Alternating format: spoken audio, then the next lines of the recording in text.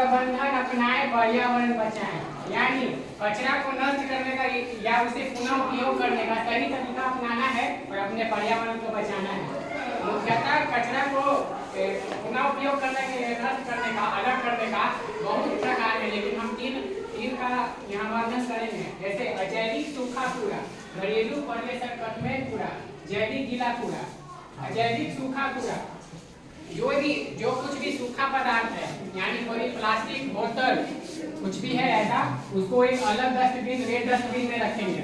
घरेलू पर्यटन कूड़ा मतलब घर में कुछ भी बैटरी या मोबाइल कुछ बिगड़ा है या कोई पेंटिंग का बाल्टी, ये सब कुछ भी है, उसे एक अलग कूड़ेदान में रखेंगे। उसको गाड़ी में लेके जाएगा, उसे पुनः बनाएगा। जैविक गीला कूड़ा यानी कोई भी घर से सब्जी वगैरह का कुछ भी काट कूट के निकला है, कुछ भी गीला पड़ा है, छिलका वगैरह, साग सब्जी कुछ भी, उसे अलग डस्टबिन में रखेंगे या कोई एक जगह जमा करते जाएंगे ताकि वो खाद बने और फिर हम उसे पुनः खेत में उपयोग कर सकें। कचरे को वर्गीकरण, यह एक सही उपाय है।